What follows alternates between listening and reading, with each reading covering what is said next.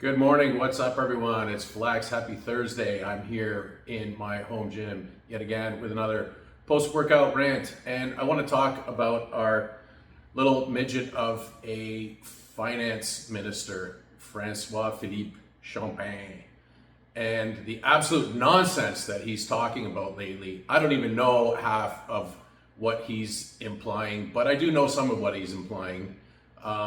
And as a professional accountant, it makes my brain hurt. So what's he saying? He's comparing 2025 to 1945.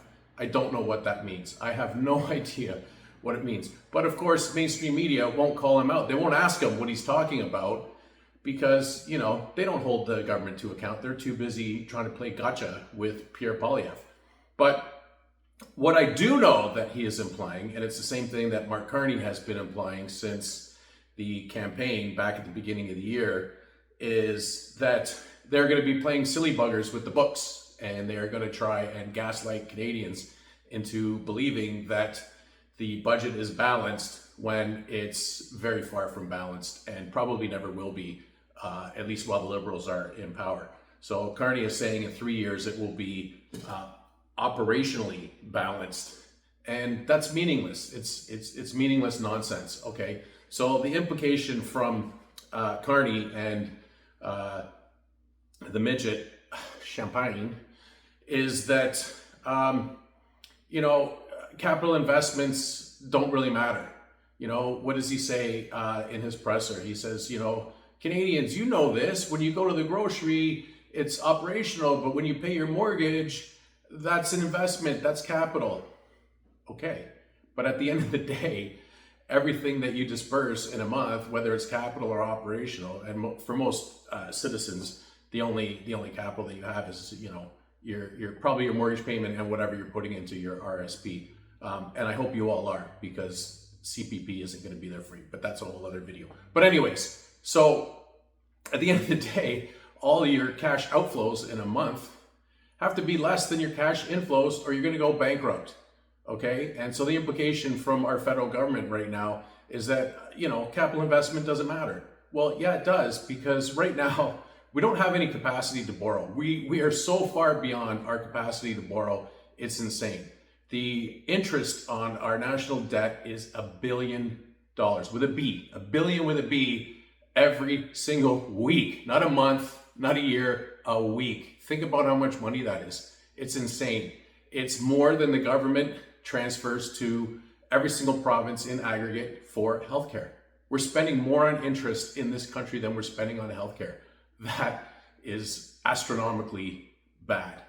We are also spending more on interest than everything that the government collects from GST. Think about it. When you go out and you take your family to dinner, if you can afford it, or you buy something, you buy a car, you buy furniture for your house, whatever you're buying, and you're paying that 13% at the bottom that kind of kills you.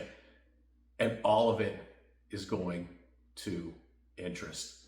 Just think about that. Think about that. So anyways, their logic is so flawed. Their logic is so flawed, and they're gaslighting everybody. And it just makes no sense. And this just goes to show you the incompetence. It's either incompetence or it's willful negligence. I can't figure it out. I really think it's a healthy dose of both. We are being governed by, like I said, by incompetence. These people, they don't know what they're doing. They don't know what they're doing. They're grasping at straws. And there's a lot of rumors going around this week about people that are leaving cabinet. And, it's rats fleeing a sinking ship. I mean, who wants to be tied to this? There's a lot of speculation that the shortfall in the budget is going to be over $100 billion. I don't doubt it. It was in the 60s last year under Trudeau, and Carney's just making things worse. Everybody voted for this guy. Elbows up. He's an economist. He's going to save us. He doesn't know what he's doing, and I'm not even sure that he's the one making the decisions. I'm really not. I mean, the messaging that we're getting, and I'm going a little off topic here, but the messaging that we're getting from the Liberal Party hasn't changed one bit. They still have the same tired old lines that they had under Trudeau. We're getting big things done. We're getting big things done.